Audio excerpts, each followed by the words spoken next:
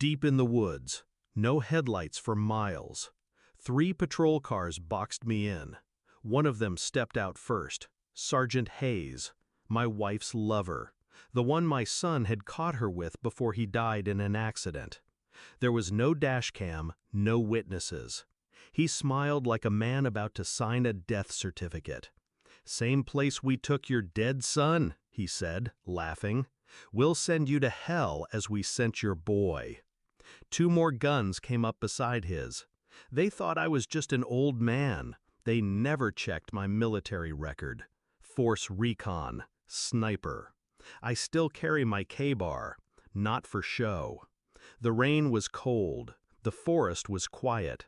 I could hear my own heartbeat, and beneath it, something darker. My son's death had been the one wound I couldn't stitch shut. A car crash, they said, single vehicle, no skid marks, case closed. But there'd been bruises on his knuckles at the viewing, and a split in his lip I knew hadn't come from any steering wheel. When my wife avoided my eyes at the funeral, I thought it was grief. Now I know it was something else. Hayes had been around ever since, fixing things around the house, talking to her in low voices that stopped when I walked in. She said he looked out for us because I was gone so much. I'd been naive enough to believe it, or maybe I'd wanted to. The moment he said my son's name tonight, the puzzle assembled itself. The image was uglier than I'd imagined. I didn't fight that night, not yet. I played their game, hands up, calm, let them search me. Let them think the knife was my only weapon. They didn't know the real one was patience. Over the next week, I began to move like a shadow. I pulled my son's case file from an old contact in internal affairs. Parts were missing, statements redacted, the crash photos gone. But I found the tow yard that had handled the wreck. Cash bought me a look. The driver's door had been caved in. The impact angle was wrong for a single vehicle skid.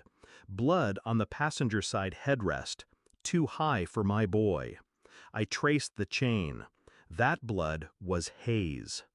Back home, my wife's phone was exactly where she always left it while she showered. Her passcode hadn't changed. The texts were surgical in their cruelty. Plans, rendezvous, and one message: it's done. No more loose ends. My hands didn't shake. Inside, the storm was growing. 3 days later, I had enough. I waited until she was in the kitchen, back to me, stirring tea. I slid the printed photos of the wreck, the text messages, and Hayes's disciplinary record onto the table. She glanced down. Her hand froze mid-stir. "Where did you get—" I didn't answer. I just watched her. Her pupils widened. She knew lying was pointless. "You don't—" she started. "I understand," I said. It was the first time I'd spoken in hours. "I understand exactly." The quiet between us was worse than shouting. She tried to touch my arm. I stepped back. Her face broke. Mine didn't. I called Hayes that night. Told him I wanted to talk. He suggested the same stretch of woods. When I arrived, he was alone. No badge, no backup. I tossed him an envelope. He caught it, opened it.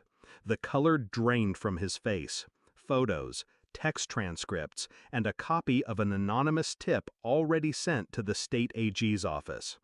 "You son of a—" "You killed my boy," I said. Calm, flat. "No badge will save you now." His mouth worked, but no sound came. "By morning, your wife will know. The department will know. Every reporter in the county will know. And you'll wish I'd just left you in the dirt that night."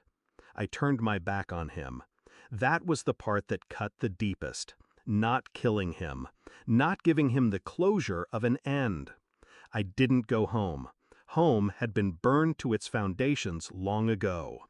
Instead, I drove until the road narrowed to gravel and the air smelled like pine. I parked, shut off the engine, and let the silence in. I thought about my boy, about the fight he must have put up, about how much of me he'd carried without knowing it. I didn't feel lighter, I didn't feel better, but I felt finished. The truth had done what bullets couldn't. It had killed what was left between me and them. And now, there was nothing left to bury.